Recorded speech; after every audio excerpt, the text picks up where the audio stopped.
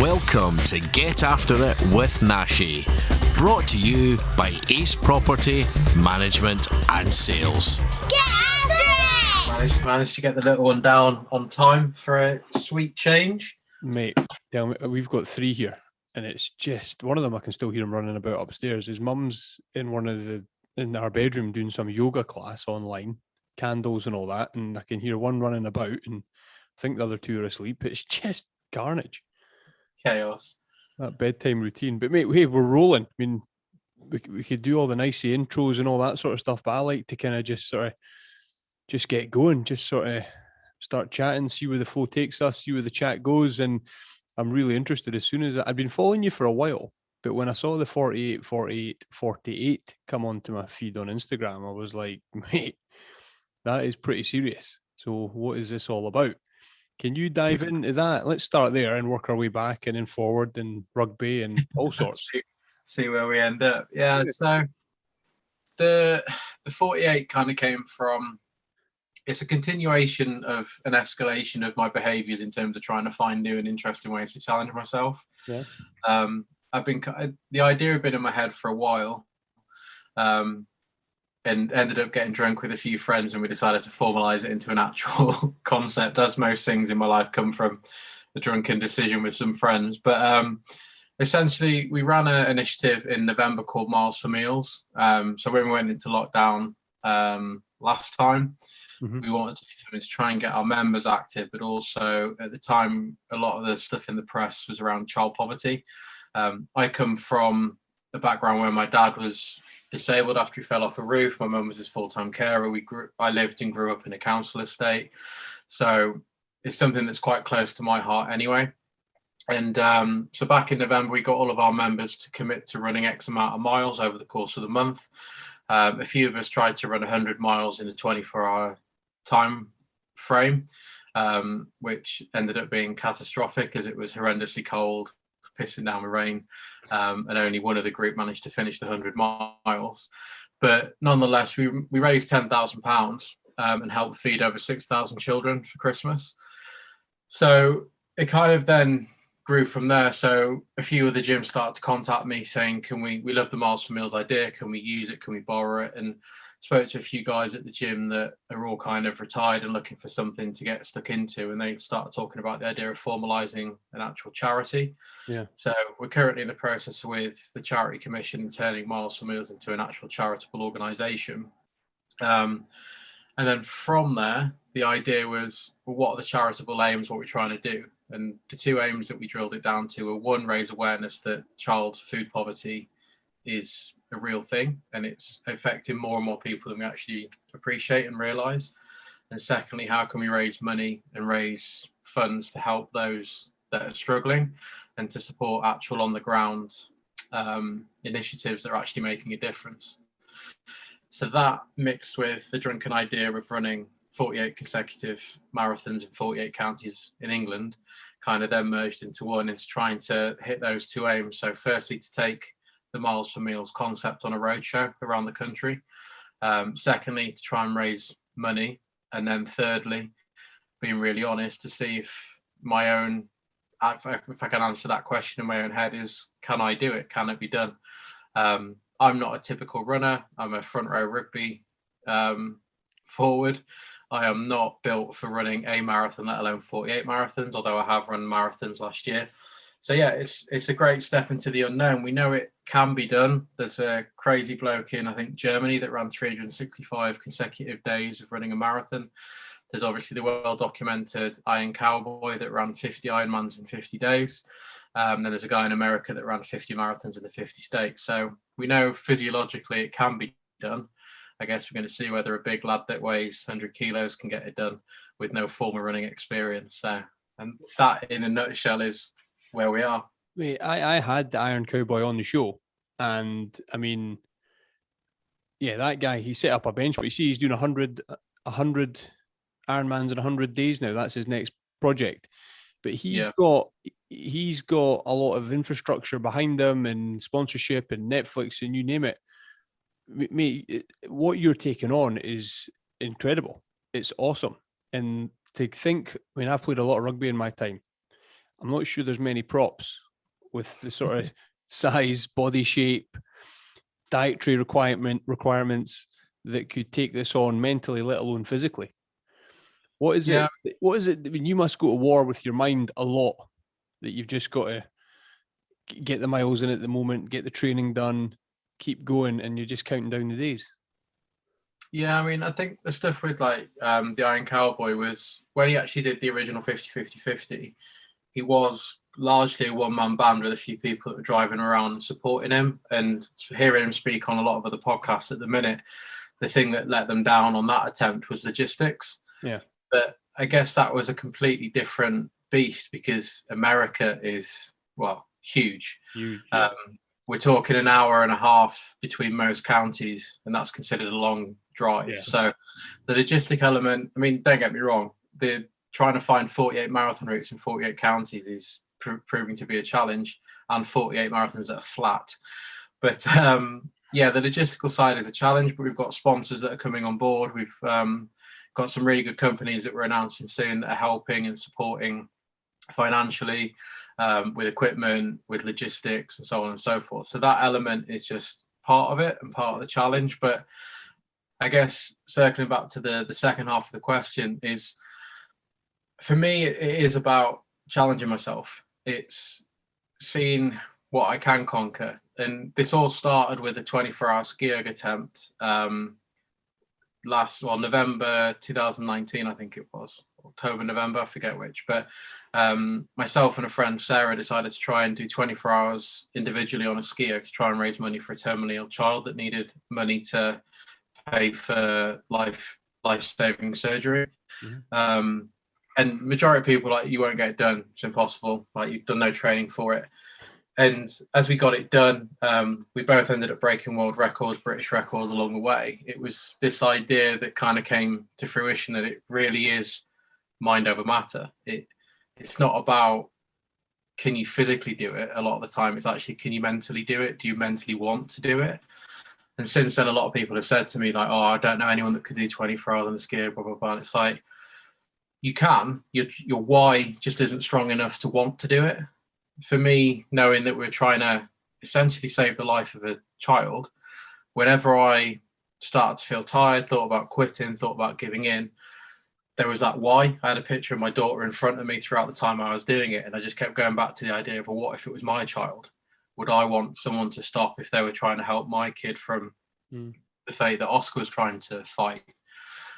And so it's this idea of, if your why is strong enough, then what's to stop you doing anything that you want to or think you can possibly achieve? And then this is where it's now kind of grown, because everything that we've been doing so far has been for a very specific cause and a very specific why. And there is a why that sits behind the 48 marathons, obviously the child poverty element and trying to raise awareness to the charity. But I think a short time window, that why is strong enough. But over 48 days and the amount of hours, amount of miles, amount of blisters and problems and injuries and issues that will probably crop up, is that why going to be strong enough to get me through 48 marathons? And if it isn't, where do I turn then? And that's part of the reason why I'm looking forward to it and why I wanted to do it, because I wanted to see how mentally tough I actually am. Is mental resilience built over time like I believe it is? Or is it something that actually has a breaking point and has a limit, and then once you reach that, you're done? So there's a lot of questions that I want to answer by doing it as well. I mean, looking at your Instagram and going back through rugby, but powerlifting as well, and everything you've done previously, have you always been a runner? Or, I mean, when you were sitting at, was it over 180 kegs? Probably, were you running that far at that stage of your life, your career? Or has running come to you recently? I essentially went up to 185 kilos as a national and internationally competing strongman. At that point in life, there was a reason to be that heavy. Yeah. Deadlifting 400 kilos, squatting 380 kilos, and all the stuff that came with it. There was no point where you looked in the mirror and thought, shit, I probably need to not be this heavy. And then I basically had a career-ending injury. One of my knees gave way, and there's a few issues with the patella tendon in the knee that meant I couldn't lift heavily without pretty debilitating pain. So I had to stop doing strongman. And then it was that realization that there is literally no reason to be this heavy. anymore. So that's been the journey that's gone through with that. Is I never intended to go, right, well, I want to get down to 100 kilos and run a marathon. I just wanted to lose 5 kilos, and then another 5, and then another 5. And then here we are at 100 kilos and now trying to define myself as a runner rather than a strongman. So, running not big. Being that big compared to where you are now, you had to be that big to lift such heavy weights. But did you prefer either size? Did you prefer being you're still a big guy, but you know what I mean? Do you prefer a strongman John, or do you prefer now? Have you ever thought of it like that? That what was easier? What was more comfortable? It's a difficult question to answer because I was naturally good at strongman. I think there's certain components that you have to be genetically gifted to be successful in, and strength, speed, stamina, things like that. And strength is something that I am naturally gifted in, even without, I haven't deadlifted for a fair few months now, and I stupidly was messing around with the bar the other day and can still pull 280 kilos without having trained the deadlift for 6 months there or thereabouts. So strength's always been a given for me. So I enjoyed the strongman because I was good at it, and I think that's where the whole idea of finding something that you're good at comes from, because then you enjoy the journey, you enjoy the process, and you enjoy the fruits of your labor because they come easily. Yeah.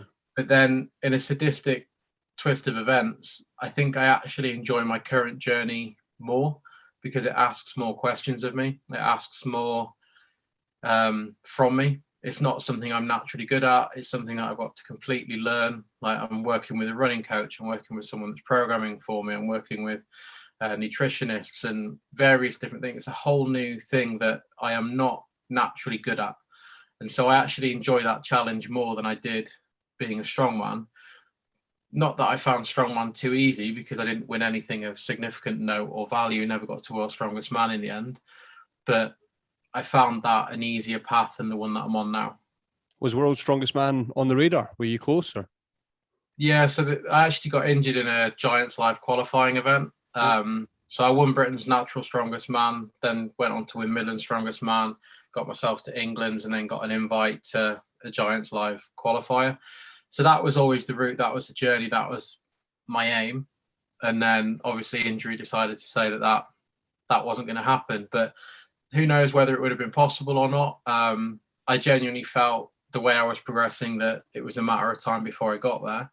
But obviously the body had other ideas, and probably didn't help by playing a decade of rugby before I got into strongman and picked up a load of knee injuries and issues and surgeries along the way. Do you still keep an eye on the world's strongest man stuff and the Stokeman brothers and Bish and all that? Nah, I follow like the likes of Bish, who I competed against, and kind of got to know when I was competing. I keep like an eye out for what they're doing and follow them on Instagram and touch base with them. But I don't think I've watched World's Strongest Man on TV for probably 4 years now. No. It's just one of those things where for me it's hard to watch, because I know that that's where I put so much time, effort and energy into. And there were guys that I was competing against and holding my own against that are now at that level. Mm-hmm. So rather than watch it and piss myself off that I never managed to follow that journey, I kind of just put it to one side and just follow the guys rather than the competitions. I get you. What about when you start this challenge, the first marathon, what weight will you be at? Have you got a target weight where you want to be at for the run? Yeah, I mean, not necessarily a target weight. I don't want to be any heavier than I am now. So I'm coming in at about 102 at the minute. I think that's going to be my top weight and what I kind of sit at naturally without worrying too much about nutrition. Ideally, I want to get down to kind of early 90s, which I appreciate is still probably 20 kilos heavier than most runners. Yeah. But mainly, there's two elements to this, because the first one is obviously the lighter you are, the easier it's going to be on your joints, the less stress you'll put on yourself. But the problem that realistically that I have is, for me to lose another 10 kilos right now with the training volume that I'm going through is going to have such a negative impact in terms of energy levels, recovery time, so on and so forth. So it's managing this balance at the minute between fueling enough to get the work done whilst creating some form of calorie deficit to still try and drop a little bit of weight. But I think there'll be a natural drop in body weight as we go anyway, because I mean, trying to replenish the amount of calories that will be burnt from one marathon, let alone 48 consecutive, is going to be nigh and impossible. So yeah, I think ideally I want to be getting to the start line mid-90s, early 90s. But if I'm still roughly what I am now, that doesn't concern me. And are you good at watching your diet? Have you picked up a lot of nutritional ideas, techniques, and have you got a background in that sort of stuff, or do you have a day job? I've been a personal trainer for 14 years, owned gyms for the last 6 and 7 years, so I'm very well versed in coaching people and nutrition and how to manage and how to monitor it. I know how to do it, I know what to do, but ultimately I'm still that fat kid at heart that loves cake and loves beer and loves having a burger and pizza and whatnot. So no, I know 100% what I need to do, and it's not necessarily something that I struggle with. It's just prioritizing that, which I obviously have been doing for the last 3 or 4 months, specifically once this challenge kind of got put in the diary and confirmed. But yeah, I mean, in terms of nutrition, it's just, we all realistically know what we need to do to lose weight. If we want to lose weight, it's just actually committing to it and doing it. But the good thing about a challenge like this is it polarizes your efforts, and you realize that if you don't do what you meant to, then there's probably going to be some poor consequences as a result later on down the line. Yeah, I've chatted to quite a few hybrid athletes that are extremely strong but extremely fit and can go a long way. Do you see yourself as a bit of that, with not competing in strength now, but do you see yourself as a bit of a hybrid, that because you still know and you've got the big weights in the locker? To be honest, the hybrid athlete concept kind of has become quite a popular thing at the minute, isn't it? There's a lot of people that are looking at pushing boundaries in strength, in weight, in endurance, and lots of various different things. And I'm all for this idea of being a well-rounded athlete. And I suppose if we define a hybrid athlete as a well-rounded athlete that can do, it's kind of like the Ollie Marchon mantra of train everything to be prepared for anything. That to me is what a hybrid athlete is. So it's somebody that can jump into whatever the modality of task might be without having to necessarily peak for it. And I probably feel that I'm at that place now, not necessarily to be competitive at it, but to be able to do it. Whereas if you'd have asked me 2 years ago to run a marathon and the next day do a big deadlift, it would have been absolutely no chance. Whereas now I don't think there's many sporting challenges that you could say, do you want to go and do, that I wouldn't feel comfortable at least having a go at. So yeah, I suppose if you define a hybrid athlete as that, then I feel that I probably am. But is that something I'm trying to be? Probably not. I'm just trying to be as well-rounded as an athlete as I can to do the various different challenges and tasks that lie in front of me and the ones that I've created. So after the 48, I've got Marathon des Sables in March next year, delayed again, courtesy of COVID. And then there's something else in December 2022 that I can't share just yet. But there's another massive challenge coming in nearly 2 years' time as well. So for me, that's my version of a hybrid athlete, is being able to do anything, not necessarily competitively, but to be able to do it. What about missing out on the Marathon des Sables? Because was that going to be a pretty strong training run for you? Was that 5 days in the desert? Yeah, 250k over 5 days, nearly a marathon distance every day, and a double marathon on one of the days. And that was meant to be prep for 48. That was meant to be in first week in April, I think it was this year. And they made the decision 2 weeks ago that it's now not happening and got pushed back to October and March next year. So yeah, so that's the other challenge that we've been facing, is that every single preparation, race, run, an opportunity to kind of stress test my fitness levels, my recovery levels, has kind of gone out the window. So we're now having to do those independently with our own version of stress testing, rather than going out to the Sahara Desert and trying to run 250k over 5 days and not get sunburnt. How's that going to look yourself with working with your coach? Are you going to do that sort of 250 marathon after day after day after day in training? How far will you run in training before you actually start the big event? So we're building up over time. So we're building up that total mileage week on week on week. So Monday to Friday are much shorter runs. And then my weekend becomes kind of, it started out as a long run and then a shorter run, running whilst sore and tired. And now it's kind of 2 runs back to back that are a couple hours long each. And that's just kind of slowly increasing. So the volume increases every 3 weeks. On the 4th week, we have a mini deload, and then we go again for another 3 weeks. We monitor and manage things like HRV, sleep quality, food, my perceived level of energy and exhaustion or tiredness. And so we are slowly increasing that total load. But again, it's that fine balance between not overdoing it and picking up a repetitive stress injury before we even get to the start, whilst also making sure that we're preparing the body for that amount of stress and load. But one of the things that we are really focusing on that a lot of endurance runners or endurance athletes kind of miss is that strength training component. So we're not doing strength training at detriment to the aerobic and endurance training, but strength training does form a large part of it, because that for me helps me become more bomb proof in terms of being robust to the stress that I'm about to put myself through. I mean, your body would have been through a hell of a lot of stress in your rugby career. What? And no rugby now, obviously. Have you retired from the great game, or is there still rugby in the back burner? Well, I essentially fractured my neck 8 years ago when a scrum collapsed. That's how I ended up moving into strongman. So I had a 4 or 5 year break from the game, and then I went back for one more year. The infamous one more year, one last year, one last hit out, retire on my terms.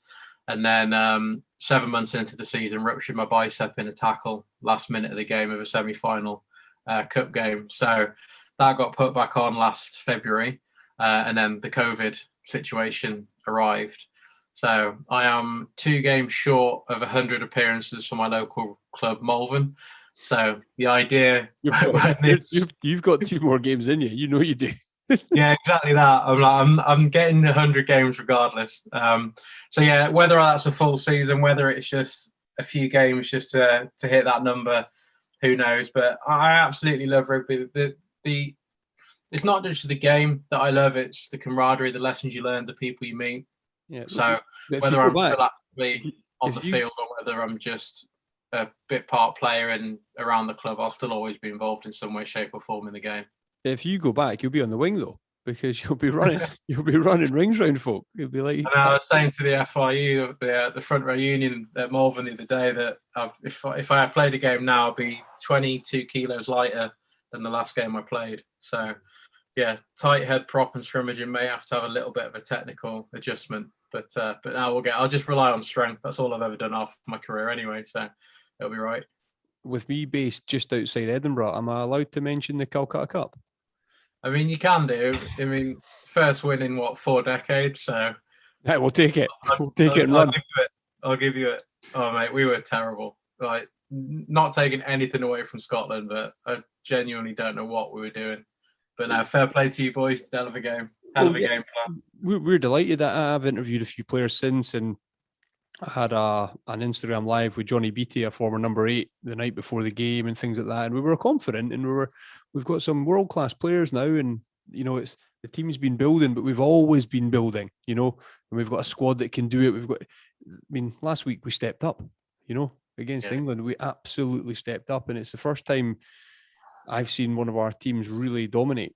And it wasn't a big, huge scoreline, but my God, they stepped up, and we are a pretty proud nation at the moment. And going into Wales this weekend, we've got it all to play for. It's something that we've never really gone into a game really as a favourite. Yeah. Now all week long talking to guys down there, it's that confidence because we've not lost in a hell of a long time to you boys at Twickenham, but that little bit of nerves. Scotland have always been a little bit like France, haven't they? If they turn up, world class, but few and far between that they do turn up. Yeah. But I guess the challenge for you boys now is, can you do it on consecutive weekends? Because if you can play like that for the rest of the championship, grand slam. But the weight of the nation may get very heavy to those players that obviously haven't experienced that probably before in an international jersey. So now, fair play to you. If I'd rather you boys win the grand slam than Wales or France. So I'll be backing you boys against the Welsh. I'll always back anyone that's playing the Welsh. So you'll be pleased you've got Italy next, just to get sort of back on the wagon, eh? I was until we saw the team selection, but a couple of changes. What do you not agree with? I just think for us, it's that classic. Were we off the pace because the Sarries boys hadn't had any game time? And if that's the case, then by not playing the Sarries lads, then we're not giving them game time, so it becomes counterproductive. But it's one of those things where it's not the Saracens players, it's these the number 9 and the winger that we've just drafted in, young talents that electric finishers for their clubs, making things happen, increasing the tempo of the game. Everything that England haven't done for the last couple of years since the World Cup, really. And we have a chance to blood them against Italy, and we just go with the old guard, which I could understand if we were a year out from a World Cup, but we're 3 years away from the next World Cup or whatever it is. So should we not be giving these guys a chance? Because is Ben Young still going to be our starting scrum half in 2 years' time? I don't know. I forget the lad that's qualified for England, for Italy as well. But there's a bit of controversy about that everyone thinks that Eddie Jones has just brought him in so he can't play for Italy. Yeah, I think they'll probably learn from the Redpath situation. Yeah, exactly. And he's injured. He's picked up a wee knock. But I mean, that's the first time in a long time I can remember a young lad getting a shot for Scotland, straight in, starting position, and he had an absolute blinder. He had a great game. I think that's the thing, isn't it? It's like in any sport, in any team environment, if you show that you have a chance, then it creates competitive atmosphere, and then everyone knows they have to be at the top of their game. And I'm glad to see that Luke Cowan-Dickey's been given a chance to start on Saturday. But for me, that doesn't really mean anything if, yet again, after we played the weaker team, it just goes back to Jamie George starting as a rite of passage. I think performance comes from competition within as well as the external competition that comes upon you. And I'd question how much fringe players believe they actually have a shot of getting into the starting team. And I think if we look at the Lions team, for example, hopefully that will go ahead in the summer, how many of the English players will be on that plane, even though we're, I think, technically the top ranked Northern Hemisphere team, and obviously we're at the World Cup final and so on and so forth.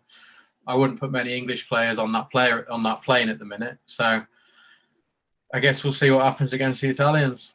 Yeah, you got a player like Owen Farrell who could potentially be a Lions captain, but at the moment Finn Russell's starting at 10.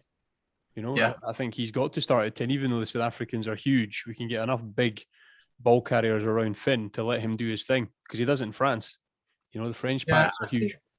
The thing is, though, I think this whole idea of having a small fly half is a little bit outdated now, because how often do you see teams really target that 10 channel? Because if you've got a very good 7 and back row combo, that 10 channel is pretty well protected by your back row, especially if you've got the likes of Tom Curry flying off the back of a scrum. I mean, George Ford does a job week in, week out for England, obviously when he's selected. So I don't think Finn Russell's size should count against him, or lack of physicality.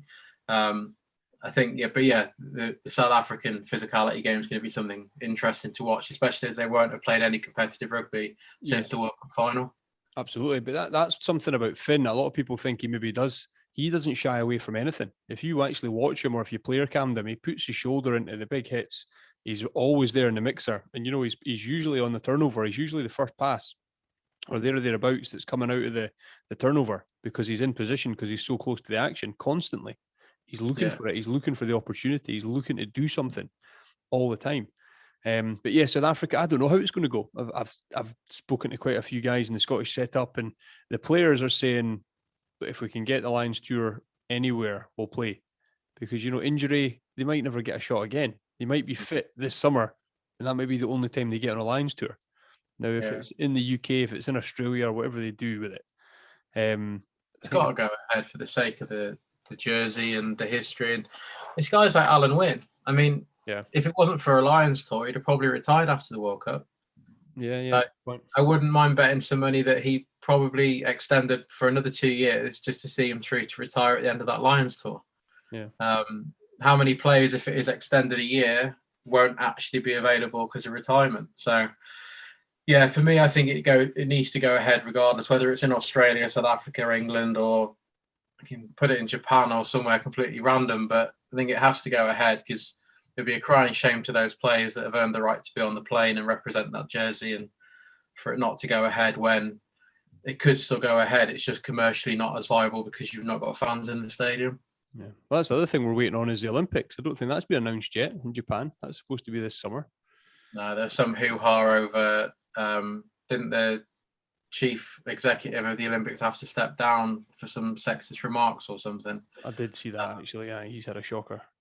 Yeah, I didn't know. I have not seen what he said. That's the only thing I've seen on the Olympics, rather than an update as to whether it's happening. The whole COVID situation. How you're a PT? I mean, there's been almost outrage for gyms being closed and things like that. How's your business? Do you do a lot of online stuff, or how have you coped through COVID?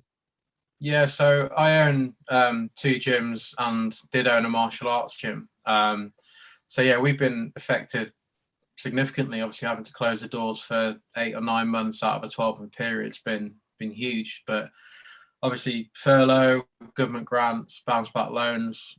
The government have done realistically all that they probably can do to help us. The only thing that they've not done that I don't agree with is the lowering of the VAT. They lowered VAT for hospitality and a couple of other industries, but the gym and fitness industry is still paying full VAT, which is a little bit painful to understand, considering that we keep saying that being healthy and active is one of the best ways to avoid any long-term complications of COVID. So let's tax the industry that can make a difference aside from vaccinations fully.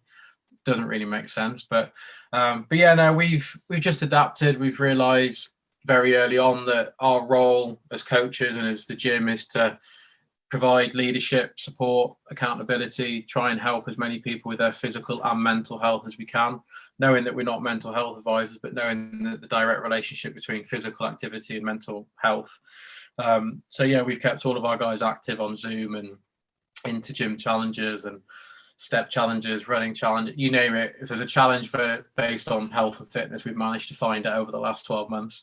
Yeah. But yeah, we're just looking forward to getting back open. We've streamlined what we're doing. We've cut costs where we can, managed to retain all of our staff throughout the whole situation. So yeah, we're just looking forward to getting back open and getting back to it whenever old Boris finally lets us reopen the doors. But I've always been a big believer in control what you can control, and as much as everyone's up in arms, moaning and ranting and crying about it, it is what it is. Like, we can't change the fact that we're closed, and we're not going to. We can sign as many petitions as we want, but it's not going to change the fact that gyms will reopen when the rest of the economy is open.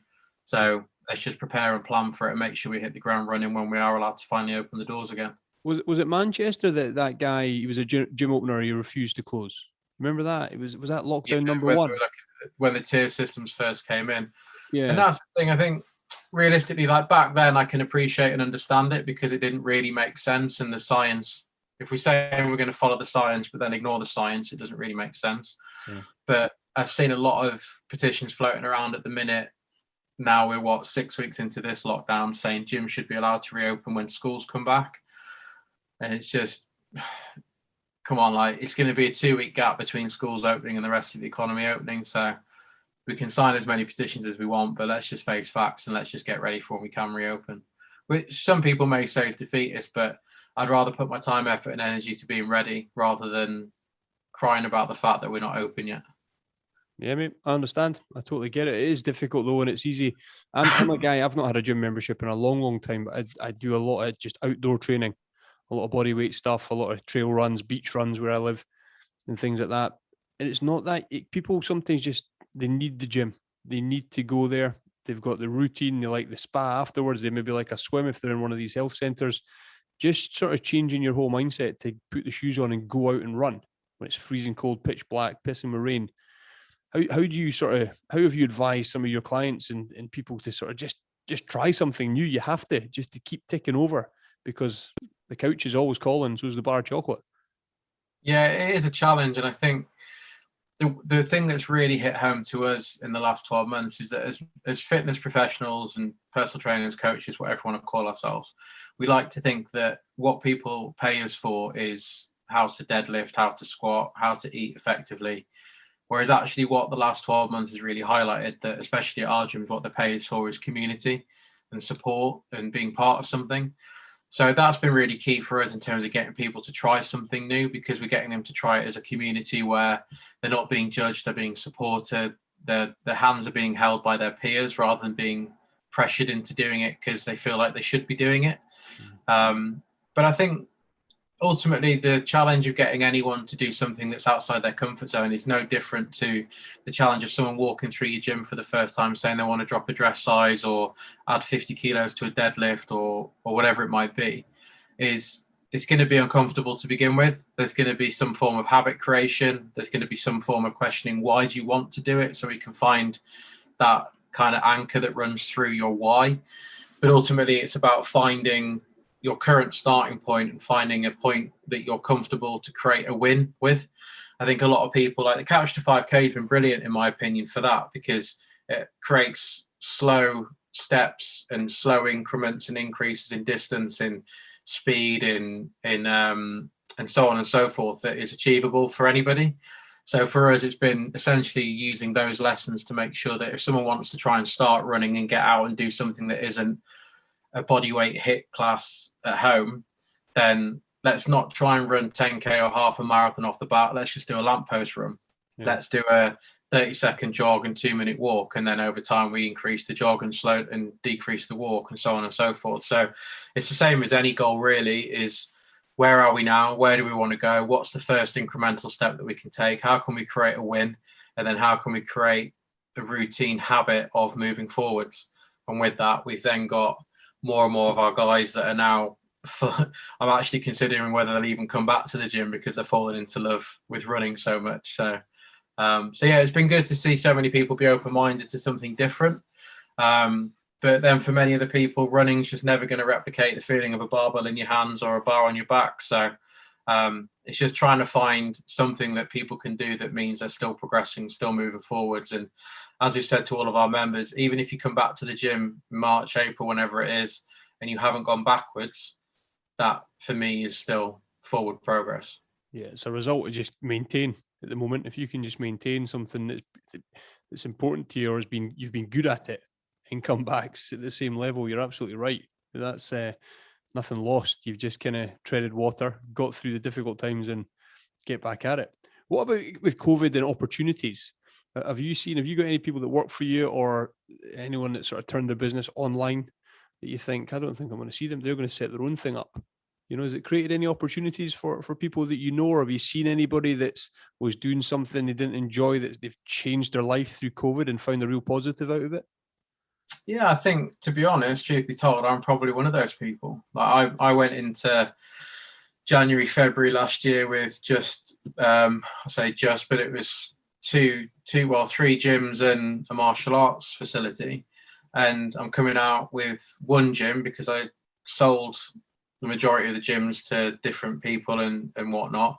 So I've come out with one gym, but an online company, an online education company, a gym mentoring program. I'm just about to open a restaurant and / gourmet sandwich shop. I'm not sure if you can call a gourmet sandwich a restaurant, but we'll go with it. And the charity. So for me, it's almost made me question actually what's really important to me. What do I enjoy? What am I doing just because that's what's expected of me? And what am I doing because I actually really enjoy it? And what I came out of COVID with the realization was that actually the gym ownership thing and owning multiple gyms and all that kind of stuff wasn't really fulfilling me and making me happy. I was spending a lot of time being really stressed doing stuff that I didn't really enjoy, but it paid the bills. And so that's what I've always done. But by being at home and having the gym closed, it allowed me to diversify, try new things, look at new industries. And my online coaching company now generates the same income as owning those gyms did. So it's been one of those where there's opportunities if you want to find them. And it's the same as failure, isn't it? There's lessons in failure if you go looking for it. There's lessons in success if you want to go and find those lessons. And I think COVID for me and quite a few people I know has made them actually press pause on that hectic snowball effect of life and say, well, without anything that I actually do day to day in existence anymore, what do I do that I enjoy? What do I do that I don't enjoy? And can we recalibrate? Can we realign? And can we actually get back on the path of fulfillment and job satisfaction and all the other things that come with it? Mate, that's awesome to hear, because the last guest I had on the show was a life coach, and we talked a lot about people getting to a stage in life that you just end up snowballing and you just keep going day to day, year to year, and never change anything. And we were talking about COVID and the reaction to not being at work every day and working from home. Like my podcast, I'm not in my studio, I'm at home. You know, I would usually do everything from my studio face to face with guests, but COVID has opened up the world to me. Hence, I can speak to you, I can speak to the Iron Cowboy, and I can reach out to people around the world. It's kind of, it has, you've embraced it. You've embraced the change and sold your gyms and set up online businesses. I just hope so many people think of that and don't just sort of roll through this, come out the other end and just go back to being unhappy. Now, granted, they will be in a lot of cases, but if anyone can, if they can find this sort of spark to try that thing they've always wanted to do and build that side hustle, I think it's important. There was that, but remember at the start of lockdown, like J.K. Rowling and all that was coming out with things like, why is there so much pressure for people to come out of this having learned a new language or set up a business? People were trying to survive, you know, and people still are. But if you can just sort of get that spark of energy or spark of something to kick on, this COVID might give a few people a kick up the arse. Yeah, and I think I came across this concept of positive toxicity for the first time in lockdown. Yeah. This idea of people preaching positive outcomes and positive lessons can actually be toxic to other people that are just struggling. So I've always shared this idea that we're all in the same storm, but we're just in different boats. So for some of us, that boat might present an opportunity to find a new island, find new shores, and find new seas. For others, it's just actually they want to drop an anchor, and if they manage to get to the end of the storm and still be where they are, then that's a positive if they haven't sunk their boat. And I think that the thing that COVID's really shown me is that so many people do things because they fear other people's judgment of what they do, their behaviors, their job, their careers, their day-to-day relationships, so on and so forth. And I think COVID's made a lot of people actually stop and pause and question, going, actually, where do I want this boat to go? And if I do want to stop here and stay where I am, then that's absolutely fine. And if I want to go and find new seas and new shores, then that's also fine. This idea that comparison is a thief of joy kind of keeps coming up with a lot of people that I've been speaking to. But I think for the most part, those that have looked on COVID with we are where we are, but what can I influence? What can I affect? And how can I move forward? Are probably coming out of this in a much more positive headspace and in a much more positive frame of mind than those that have necessarily just tried to drop the anchor and just hold on to where they are. And I think that's the thing, like a lot of people that I know that have never tried self-employment or never tried chasing a dream because they're in a secure job, those jobs aren't secure anymore. And people that have put off 15, 20-year-old goals for fear of the lack of security, that have now lost their jobs in what was their security blanket, are now actually finally chasing their dream. So I think for some people, they would have come out in a much more fulfilled state, or at least having asked themselves the question, what do I actually want from life, from my career, from my relationships, and so on and so forth. Mate, well put. Hey, that was I've brought this sort of subject up a lot because it's it's on everyone's mind, COVID, and mate, that's so well detailed, the way the storm and you pick your own boat. Mate, you've got me thinking. You've really got me thinking there. That's going to be a clip that I put out because that was extremely well presented. God, mate, I don't know how this whole thing's going to unravel in the vaccine, and everyone's getting the jabs or the jags and everything that's happening at the moment. It's a strange old time, and I think we all just kind of want something to look forward to. Yeah, I think the problem is that for the most part, I think we've all put our hopes in the idea that the world's just going to go back to normal in the next 6 to 9, 12 months. But for me, I'm not really even focusing on what the new world looks like, because if you'd have said to me 12 months ago that in 12 months' time your gyms will have been shut for 9 months, but you'll have come out the other side financially better off, you'll have more businesses, more opportunity, more clarity in where you want to be in your life, so on and so forth, I would have called you a liar, laughed at you, and told you that would never have happened.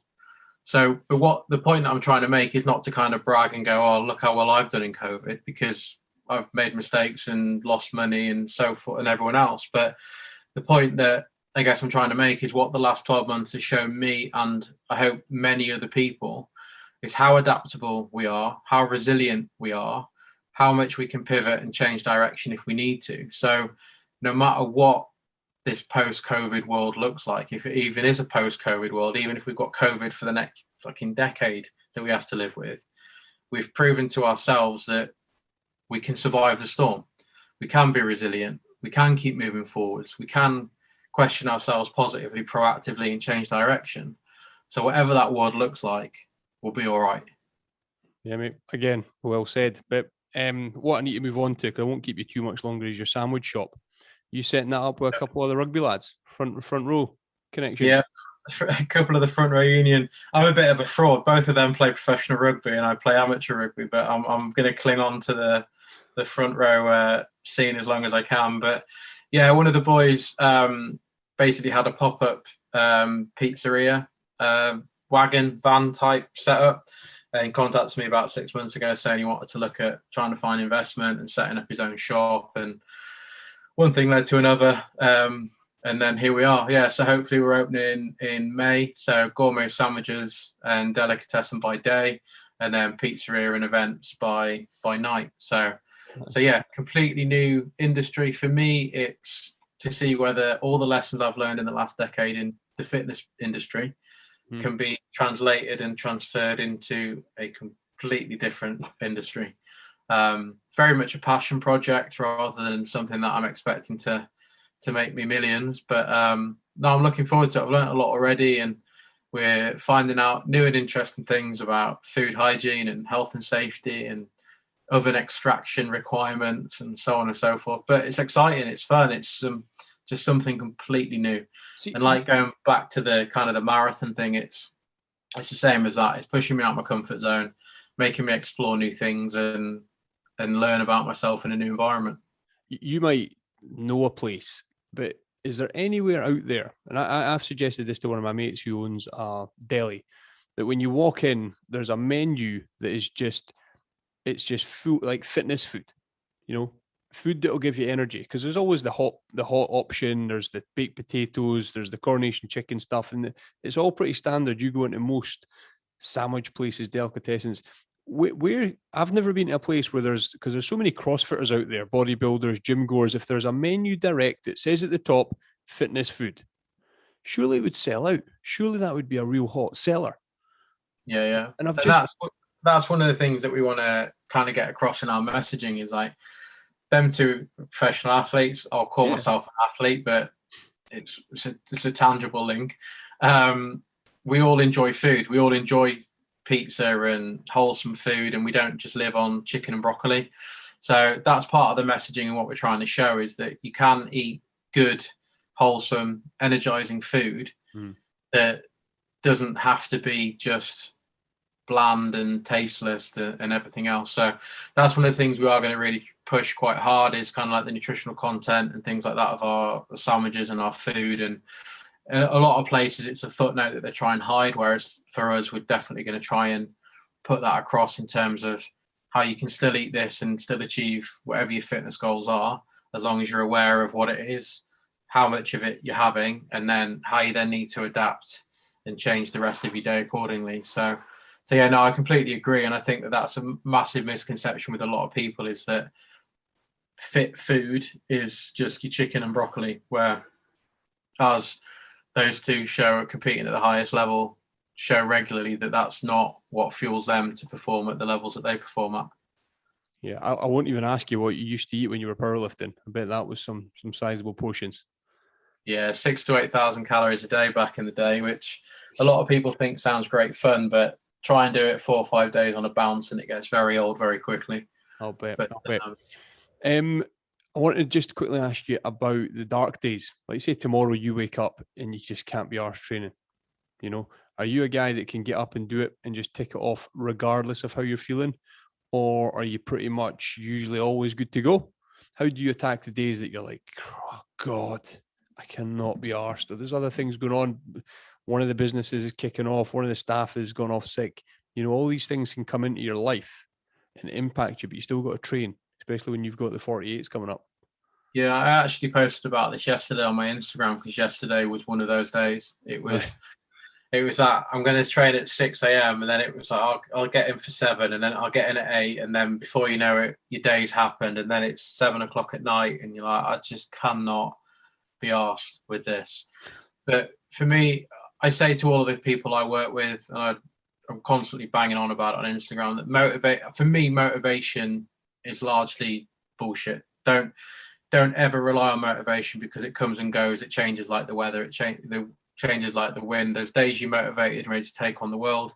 There's days where something will happen and it'll just knock it out of you. So for me, what is key in any forward progress is accountability to a plan. And I think that's where a lot of people go wrong, is that they just don't have a plan. It's, I will train today. So that I will train is just enter a gym or pick up a dumbbell. It's not a set plan, a set program, and something that they're actually signing a contract with themselves to do. So the way I look at it is that the training plan that my coach and myself agree for the week, the month, the year, whatever it might be, is essentially me signing a contract to say, I'll do the work.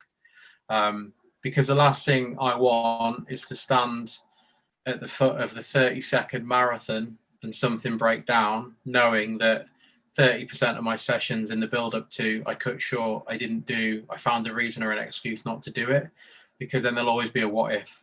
So I've always lived by the idea that as long as you give your everything to your training, your plan, your accountability, then win, lose or draw, you know you couldn't have done anything else. But if you don't do it, if you do lose, draw or don't get it finished, there'll always be a what if I'd have done more, what if I'd have pushed harder, what if I'd have ignored that voice that said you're tired and stop. Now that's not to say that I'm not prepared to adapt and change if I'm tired. Like I said earlier, we use safety catchers within the program. So if HRV's telling me I'm tired, if general fatigue is starting to kick in, repetitive stress injuries are starting to show, we'll adjust and adapt. But we won't just miss a session just because I can't be asked or the world's got in the way or something else has happened. But that's also part of the environment that I've created. So I've set up things at home so that if it gets to like tonight when I've got my daughter, she's now in bed. So if I hadn't got my session in earlier, then I could have done it here. So it's not an excuse of, oh, well, I've got my daughter, I can't go back to the gym now. It's kits at your house, kits at your gyms, just get it done.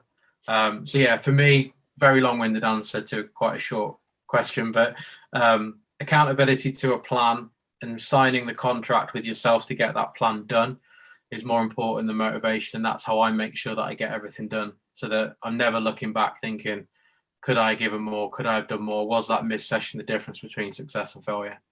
Mate, I like it. And I cannot wait to follow the journey to the start line of the 48, 48, 48. It's a huge challenge. I hope you create a lot of noise in the preparation for it, and it builds the charity and it builds your profile to go into bigger and better things, mate. Because this chat has been, what's it been? I was going to say inspiring, so easy to just throw out, but it's you've hit a lot of buttons for me, mate, and you've ticked a lot of boxes on things that maybe I'm sitting here speaking to a lot of people. I needed a wee reminder, a wee kick up the arse, and maybe I need to sign a few contracts, because it's easy for me to 3 kids in bed and roll into the garage and do a little bit. Or if I think I'm going to do a 10K and I end up at 5, these things slip up, you know? It's I think off the wagon. One of the questions that I always put back to my clients and people I work with is, did you do your best today? And self-reflection is something that so many of us proactively avoid. So like, we don't want to admit that we made a mistake. We don't want to admit that we didn't put our best effort in. We don't want to admit that we labeled an excuse as a reason not to do something.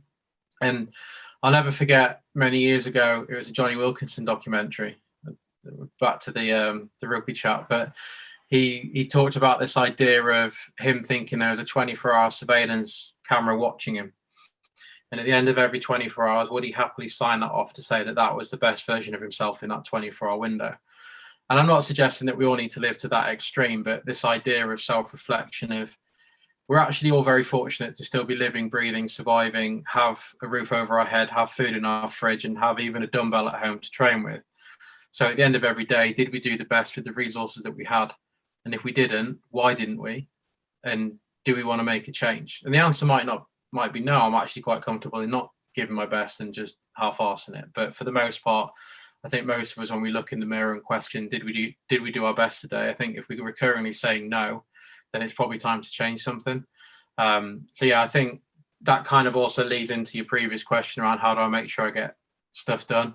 is I always ask myself that question as I'm getting towards the end of the day is, did I do everything I said I would today? Did I do it to the best of my ability? And if not, how can we make tomorrow better?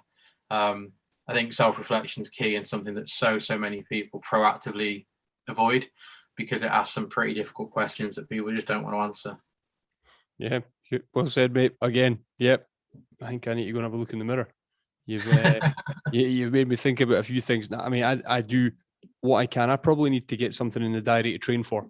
That's for me. I've done ultras and I've run marathons and these sorts of things, but I've not actively got something in the diary that's making me get out there and do it. Although I am active, I'm probably not going to full potential. And I think that's what my podcast's about, is just hearing people being honest, and I try to be as honest as I can myself, because people listening maybe need to look at themselves in the mirror, because we can all probably go that bit further and do that a little bit more. Yeah, and that's what I learned from my strongman career ending, in my opinion, prematurely through injury. Is I hate the word potential, because I think potentials, I don't think you can define, like trying to define potentials, like trying to define the future, it's impossible. But did I do the best with the time that I had with the barbell in my hands? And actually, probably not. There's probably things I could have done that could have accelerated my growth, accelerated my numbers, accelerated my progression in the sport if I'd have realised the gift and the talent and the ability that I actually had. And that's been a massive reflection for mine, is that I don't ever want to look back on an opportunity or a sporting event or a challenge or something and think, actually, I left cash on the table. I left something out there when I could have actually done more if I'd have just applied myself more effectively. And that's pretty much kind of how I've then tried to live since then, is how can I go more? How can I go more? How can I do more? How can I keep moving forward? And how can I be my best version of myself? And that is my best version by my definition, by my yardstick, not somebody else's definition, not comparing with somebody else. That's just what I define my success, my hard work and my effort as. And I think that's the other thing that a lot of people miss, is that they try and create their yardstick by copying somebody else's, and that invariably never works. All right, mate. Well, here, I can't wait, as I said earlier, to watch your progression and see everything you achieve. Remind us of the charity and where people can get involved with you and everything that's going on. Yeah, so the charity is called Miles for Meals. Apparently, legally, I have to say it's not actually a charity yet. We're still currently working with the Charity Commission to get that all ratified. As you can imagine, it takes forever. So we are not formally a charity. We are just trying to achieve charitable status at the minute. So I should probably put that in there before someone contacts me and tells me off. So that is just on Instagram or Facebook, just Miles, the number 4, and then Meals. So once we get formally ratified and agreed, we'll then start posting a lot more of our content on there. So in the meantime, probably the best place to follow it is on my personal Instagram, which is just at the Bending Barbell, where I'm continually kind of blogging and vlogging with my own journey and what I'm doing and how I'm building towards it, and the thoughts and coaching things that pop into my head as we go and the lessons learned along the way. But if you do live in England, we're looking for ambassadors for the program. So the ambassador role is basically, we just need someone in each county that can help us find a route, be a tour guide for the day. You don't have to run the marathon with me. You can just be on the bike, or you can drive and follow me and just shout, turn left, turn right, and tell me where to go, rather than having to rely on a GPS map. And help us to try and engage the local community groups, running groups, rugby clubs, triathlon clubs, football clubs, into engaging in the Miles for Meals initiative to help the charity and then help their local food banks as well. So if you go to my Instagram, click the link in the bio, there's a 48 ambassadors link, and in there you can get involved that way as well. Awesome, mate. The best way. Awesome, mate. No, well done. Thank you very much for joining me. I really appreciate it. I know we've been trying to get this in for a wee while now, but we've done it. No, thank you for having me on. Sorry I've been so terrible with my my diary at the minute. It's just trying to find an evening where I'm free for longer than an hour is always a challenge. But no, I appreciate you having me on. And get to finally meet you virtually. We'll do, yeah, absolutely. Maybe one day I'll run a marathon with you. Be up for that. Do it, mate. When we get to the north of England, you'll have to pop down over the border if you're allowed. If I'm allowed, yeah. Sorry, the start date. What's the start date? July the 5th, I think we've set it as. So early July. July 5th, mate. Okay. If you win the Grand Slam in the meantime, we'll leave it a year I don't need that in my life. You don't need me coming down reminding you. Nah. All right, bud. Well, take care, okay? Cheers, mate.